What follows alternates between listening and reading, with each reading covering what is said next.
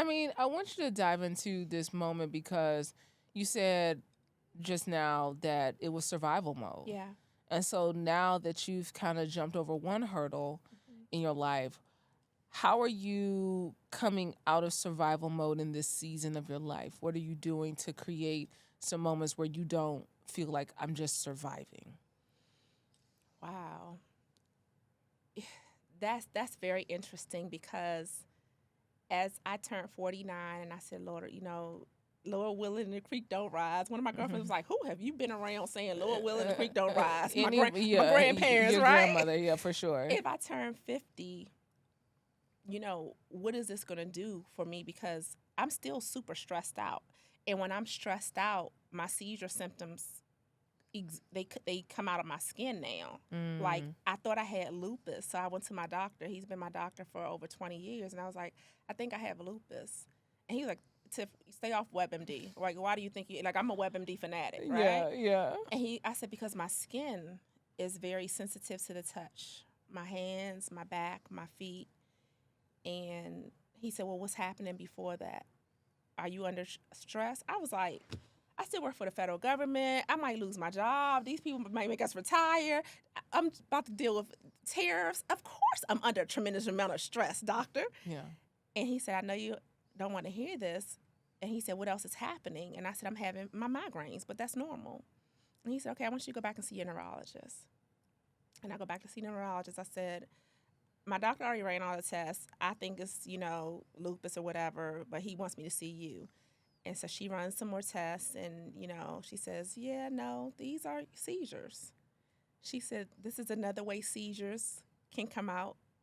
They come out through your skin. Wow. She could have bought me for a penny. She's like, I know you are such in denial and you are such a fighter for this seizure. Like, and I'm like, these are not seizures. You can't tell me I'm having seizures. She was like, yeah, you're having migraines and it's like a perfect storm. Your migraines are competing with your seizures and then it's exuding through your skin. So like, if you burn yourself and you put on clothes and it hurts, that's how it feels. Like you can't even touch me. Whoa. So when I realized that and I started thinking about, my life and, what's next and how am I going to handle things.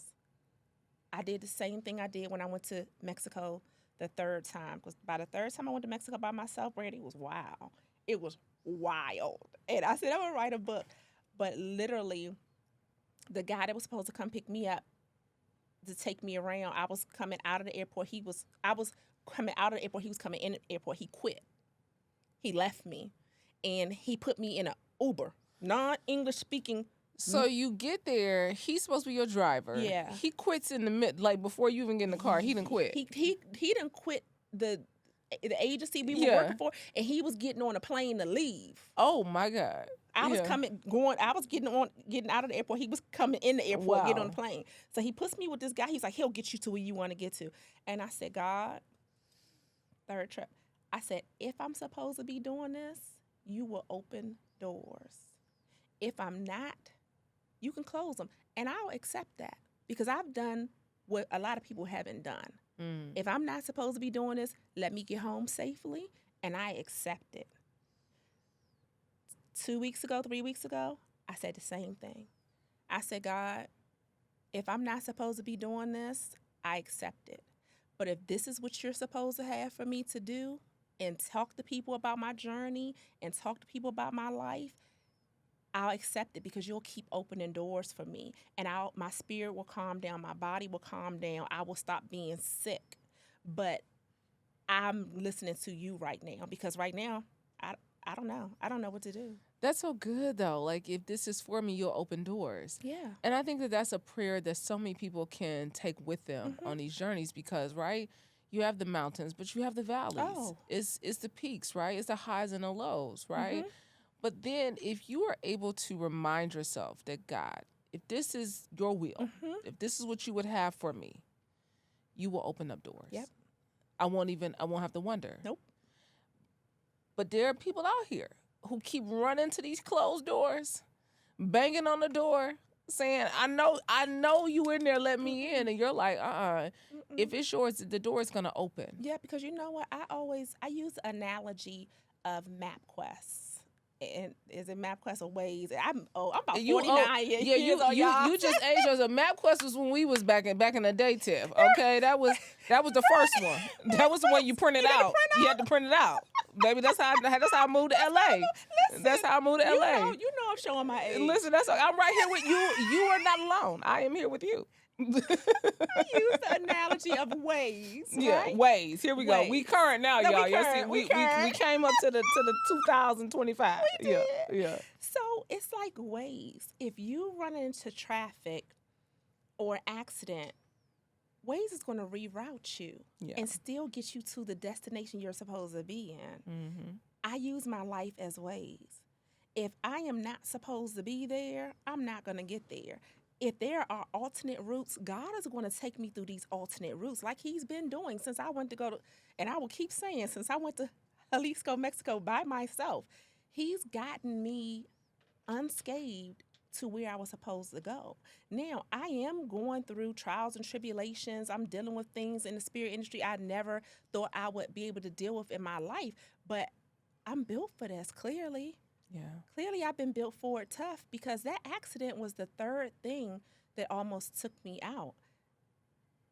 I had three major things that happened to me in my life. And when that accident happened, I said, okay, God, something is supposed to happen that you want me here for, but the enemy doesn't. So what do you want me here for?